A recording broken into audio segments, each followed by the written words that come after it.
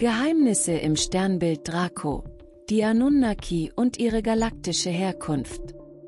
Wer einige meiner Videos kennt, weiß, die Anunnaki sind eine Gruppe von Gottheiten in den Mythen der alten Mesopotamier. Einige Theorien und Präastronautiker gehen davon aus, dass die Anunnaki außerirdische Besucher waren, die die Menschheit in der Antike beeinflussten. Diese Hypothesen verbinden oft bestimmte Sternbilder und Himmelskörper mit den vermeintlichen Aufenthaltsorten oder Ursprüngen dieser Wesen. Eine häufige Behauptung in diesen Theorien ist, dass die Anunnaki dem Sternbild Draco, auch bekannt als das Sternbild des Drachen, zugeordnet werden. Aufgrund dieser faszinierenden Verbindung lohnt es sich, das Sternbild Draco und seine Bedeutung in verschiedenen antiken Kulturen sowie seine mögliche Verbindung zu den Anunnaki genauer zu betrachten. In diesem Zusammenhang werden wir die Symbolik des Drachen, die astronomischen Kenntnisse antiker Zivilisationen und die modernen Entdeckungen von Exoplaneten im Sternbild Draco untersuchen, um ein tieferes Verständnis für die Mythen und Spekulationen über die Anunnaki zu gewinnen. In der Präastronautik wird oft argumentiert, dass die antiken Mythen und Geschichten über die Anunnaki tatsächlich Berichte über außerirdische Besucher sind. Diese Theorien verbinden oft Draco mit den Anunnaki aufgrund der Symbolik des Drachen und der Vorstellung, dass diese Wesen aus den Sternen stammen. Die Verehrung des Drachensymbols war in vielen antiken Kulturen weit verbreitet. Diese Kulturen entwickelten oft komplexe Mythen und Legenden, die das Sternbild Draco einschließen. In der babylonischen Mythologie spielen Drachen eine bedeutende Rolle, insbesondere in der Schöpfungsgeschichte. Einer der bekanntesten Drachen ist Tiamat, die Urgöttin des Salzwassers und das personifizierte Chaos. In den Mythen wird sie oft als gewaltiger Drache dargestellt, der die Götter herausfordert und schließlich von Marduk besiegt wird. Dieser Kampf symbolisiert den Sieg der Ordnung über das Chaos und ist ein zentrales Thema in der babylonischen Religion. Die Verbindung von Drachen mit mächtigen göttlichen Kräften und kosmischen Ereignissen könnte darauf hinweisen, dass diese Kreaturen tief in der religiösen und mythologischen Vorstellungskraft verwurzelt waren. Die Babylonier hatten ein tiefes Verständnis der Astronomie und identifizierten viele Sternbilder, einschließlich Draco. Ihre detaillierten Aufzeichnungen könnten Hinweise auf Begegnungen oder Wissen über die Anunnaki enthalten. Sie betrachteten den Himmel als eine Spiegelung göttlicher Kräfte und nutzten die Sterne zur Vorhersage von Ereignissen und zur Planung religiöser Rituale. Die detaillierte Kartierung des Himmels und die Zuweisung von Sternbildern zu ihren Göttern könnten darauf hinweisen, dass sie über Wissen verfügten, das über ihre Zeit hinausging. Präastronautiker schlagen vor, dass dieses Wissen durch Interaktionen mit den Anunnaki erworben wurde, die als Lehrmeister der Menschheit fungierten und ihnen fortschrittliche astronomische Techniken beibrachten. Die alten Ägypter verbanden ihre Götter ebenso oft mit bestimmten Sternbildern. Einige Theorien schlagen vor, dass das Sternbild Draco aufgrund seiner Nähe zum nördlichen Himmelspol eine besondere Bedeutung für die ägyptischen Priester und ihre astronomischen Beobachtungen hatte. Die Ägypter verehrten Sterne und Himmelskörper als Wohnstätten der Götter und richteten ihre Monumente und Tempel oft nach bestimmten Sternen aus. Das Sternbild Draco könnte in diesem Kontext als eine himmlische Domäne angesehen worden sein, die mit den göttlichen Mächten der Anunnaki in Verbindung stand. Die Pyramiden von Gizeh sind so ausgerichtet, dass sie auf bestimmte Sterne im Sternbild Draco hinweisen, was einige Präastronautiker als Beweis für eine direkte Verbindung zwischen den Anunnaki und den ägyptischen Bauherren interpretieren. Insbesondere wird oft auf die Ausrichtung auf den Stern Tuban Alpha Draconis hingewiesen. Tuban war vor etwa 4800 Jahren der Polarstern und diente den alten Ägyptern als wichtiger Orientierungspunkt. Diese Ausrichtung könnte auf ein fortgeschrittenes astronomisches Wissen hinweisen, das möglicherweise von den Anunnaki weitergegeben wurde, und bietet eine Grundlage für spekulative Theorien über außerirdische Einflüsse auf die ägyptische Zivilisation. Diese Beispiele zeigen, wie tief verwurzelt die Verehrung des Drachensymbols in verschiedenen Kulturen war und wie diese Symbole möglicherweise Hinweise auf fortgeschrittenes Wissen und Technologien enthalten, die von den Anunnaki übermittelt wurden. Die Präsenz und Bedeutung von Draco in diesen alten Kulturen könnte ein Hinweis darauf sein, dass diese Zivilisationen tatsächlich Kontakt mit außerirdischen Wesen hatten, die sie mit Wissen und Fähigkeiten ausgestattet haben, die über ihr damaliges Verständnis hinausgingen. In der chinesischen Astronomie wurde das Sternbild Draco als Teil des Drachen angesehen, einem Symbol für Macht und Glück. Der Drache spielte eine zentrale Rolle in der chinesischen Kultur und wird in der Präastronautik als Hinweis auf alte außerirdische Einflüsse interpretiert. Der gelbe Kaiser, Wang Di, einer der legendären Urkaiser Chinas, wird oft mit Drachen in Verbindung gebracht. Es heißt, dass Wang Di am Ende seiner Herrschaft auf den Rücken eines Drachen stieg und in den Himmel fuhr, um ein unsterblicher Gott zu werden. Dieser Drache symbolisierte seine göttliche Herkunft und seine Erhebung in den Himmel. Der Drache symbolisierte nicht nur Macht und Stärke, sondern wurde auch als himmlisches Wesen betrachtet, das mit den Kaisern und den göttlichen Mächten verbunden war. Die Drachensymbolik könnte als Ausdruck des Wissens und der Technologie interpretiert werden, die von den Anunnaki weitergegeben wurde. Der Drache war das Symbol des Kaisers und wurde als Zeichen seiner Macht und göttlichen Abstammung verwendet. Die chinesischen Kaiser trugen oft Kleidung mit Drachenmustern, und der Drache erschien auf kaiserlichen Bannern und Siegeln. Chinesische Mythen beschreiben Drachen oft als Wesen, die zwischen Himmel und Erde reisen, was in der Präastronautik als Hinweis auf fortschrittliche Transporttechnologien oder Dimensionsreisende gedeutet werden könnte. Die Entdeckung von Exoplaneten im Sternbild Draco bietet spannende Möglichkeiten für die Präastronautik. Die bedeutende Rolle von Draco in alten Mythologien und die Entdeckung von Exoplaneten in diesem Sternbild regen zu spekulativen Überlegungen über außerirdisches Leben und dessen möglichen Einfluss auf die Erde an. Während wissenschaftliche Beweise für solche Theorien fehlen, bieten diese Überlegungen spannende Perspektiven für das Verständnis der antiken Mythen und die Erforschung des Weltraums. Die präastronautischen Theorien laden dazu ein, die alten Mythen und astronomischen Kenntnisse weiter zu erforschen und ihre möglichen Verbindungen zu außerirdischen Einflüssen zu verstehen.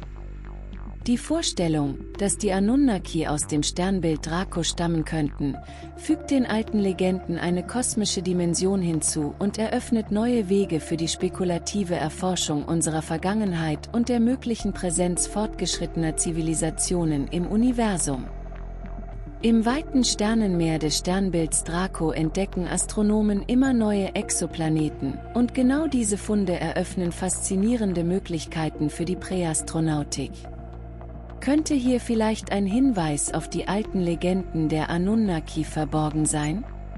Beginnen wir mit Kepler-10, einem Stern, der von einer ganzen Reihe von Exoplaneten umkreist wird. Da wäre zum Beispiel Kepler-10b.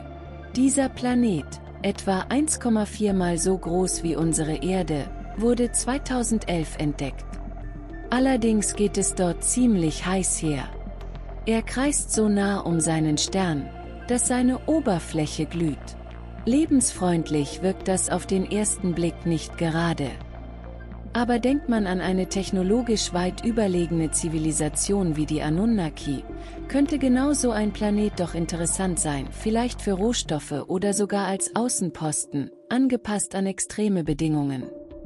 Noch spannender wird es mit Kepler-10c, der auch Megaerde genannt wird.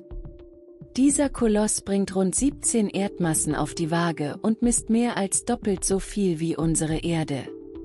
Seine Größe und Stabilität könnten auf eine dichte, schützende Atmosphäre hindeuten, ein echtes Plus, wenn man über Lebensfreundlichkeit nachdenkt. In den Theorien der Präastronautik wird Kepler-10c manchmal als potenzielle Heimatbasis der Anunnaki gehandelt. Die Stabilität, die Ressourcen, perfekte Bedingungen für eine hochentwickelte Zivilisation. Aber damit nicht genug. Das Kepler-289-System mit seinen 3 Exoplaneten, Kepler 289b, C und D, lädt ebenfalls zum Spekulieren ein. Ihre Entfernungen zum Heimatstern könnten genau die richtigen Temperaturen bieten, damit sich dort, zumindest theoretisch, Leben entwickeln könnte. Oder vielleicht waren sie sogar einmal Stationen auf einer Reise der Anunnaki. Wenn wir den Blick noch ein wenig weiter schweifen lassen, stoßen wir auf einige der markantesten Sterne in Draco. Allen voran Tuban, Alpha Draconis. Vor etwa 4800 Jahren war Tuban unser Polarstern. Damals, zur Blütezeit der sumerischen und babylonischen Kulturen, war er der Fixpunkt am Himmel, ein verlässlicher Wegweiser für Navigation und Zeitmessung. Manche Präastronautiker vermuten, dass genau diese besondere Stellung kein Zufall war. Vielleicht nutzten die Anunnaki Tuban als kosmischen Orientierungspunkt für ihre Ankunft oder ihre Rückkehr zur Erde. Dann wäre da noch Eltanin, Gamma Draconis, der hellste Stern im Drachen. In alten Zeiten nannte man ihn das Auge des Drachen. Schon diese Bezeichnung verleiht ihm eine fast mystische Aura. In den Legenden könnte Eltanin eine Art kosmischer Beobachtungsposten der Anunnaki gewesen sein, ein strahlender Punkt, von dem aus sie die Erde im Blick behielten. Und schließlich Rastaban, Beta Draconis, der Kopf der Schlange. Allein der Name spricht Bände. In der Symbolik vieler alter Kulturen steht der Drache oder die Schlange für Wissen, Macht und Transformation. Rastaban könnte somit in den alten Erzählungen als Sitz oder Zentrum der Anunnaki-Macht gedeutet werden, ein kosmischer Thron im Sternbild Draco. Natürlich muss man fair bleiben. Es gibt bisher keine direkten Beweise, die Draco explizit mit den Anunnaki verbinden. Aber gerade die besondere Bedeutung dieser Sterne in antiken Kulturen, kombiniert mit ihrem symbolischen Gehalt, macht sie zu spannenden Kandidaten für weitere Überlegungen in der Präastronautik. Wenn wir die alten Mythen genauer betrachten und sie mit modernen astronomischen Erkenntnissen verbinden, dann entsteht ein faszinierendes Bild. Vielleicht war das Sternbild Draco mehr als nur ein Himmelszeichen. Vielleicht war es eine Spur, ein kosmischer Hinweis auf jene, die von den Sternen kamen. In den Theorien der Präastronautiker und in bestimmten esoterischen Interpretationen werden besonders einige Anunnaki-Gottheiten mit dem Sternbild des Drachen in Verbindung gebracht.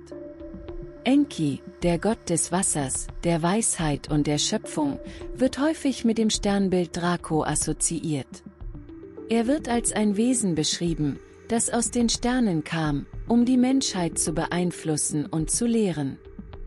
Die Verbindung zu Draco könnte auf seine Rolle als Wissensvermittler und Schöpfer hinweisen, da das Sternbild Draco in vielen Kulturen als Symbol für Weisheit und Macht angesehen wird. Enlil, der Bruder von Enki und Gott des Himmels, des Windes und der Stürme, wird ebenfalls oft mit dem Sternbild Draco in Verbindung gebracht. In der Mythologie war Enlil eine zentrale Figur, die die Menschheit stark beeinflusste, ähnlich wie die Vorstellung der Anunnaki als überlegene Wesen, die die Entwicklung der menschlichen Zivilisation leiteten. Ninhursag, die Göttin der Erde und der Gebärenden, wird manchmal auch mit Draco in Verbindung gebracht. Ihre Rolle als Schöpferin und Pflegerin der Menschheit könnte durch die Verbindung mit einem bedeutenden Sternbild wie Draco verstärkt werden. Ninhursag wird als eine Art genetische Wissenschaftlerin interpretiert, die aus den Sternen kam. Marduk, der später zum Hauptgott von Babylon wurde, wird ebenfalls in einigen Theorien mit dem Sternbild Draco verbunden. Marduks Sieg über Tiamat, das Chaoswesen, das oft als Drache dargestellt wird, könnte eine symbolische Verbindung zum Sternbild Draco herstellen. In Präastronautik-Theorien wird dies als Hinweis auf Konflikte und Machtübernahmen gedeutet. Die symbolische Verbindung zwischen den Anunnaki-Gottheiten und dem Sternbild Draco basiert auf der Vorstellung, dass diese Götter über fortschrittliches Wissen und Technologien verfügten, die sie den Menschen übermittelten. Das Sternbild Draco, das in vielen Kulturen als mächtiges und weises Symbol gilt, könnte als kosmisches Zeichen für die Herkunft oder den Einfluss dieser Gottheiten interpretiert werden. Diese Verbindungen bleiben jedoch spekulativ und sind stark von den Interpretationen der Präastronautik-Theorien abhängig, die versuchen, alte Mythen und astronomische Entdeckungen zu verknüpfen. Für jene, die an außerirdische Eingriffe in die Menschheitsgeschichte glauben, ist Draco nicht nur ein astronomisches Objekt, sondern auch ein faszinierender Punkt im Spektrum der Spekulationen über außerirdische Einflüsse in der Antike. Vielen Dank, dass ihr euch die Zeit genommen habt, mit mir über das Sternbild Draco und seine faszinierenden Verbindungen zu den Anunnaki nachzudenken. Ich hoffe, ihr fandet die Reise durch die Welt der Präastronautik und das Sternbild des Drachen genauso spannend wie ich. Wenn euch das Thema gefallen hat, lasst doch ein Like da und schreibt mir in die Kommentare, was ihr darüber denkt. Vergesst nicht, den Kanal zu abonnieren, damit ihr keine spannenden Themen verpasst.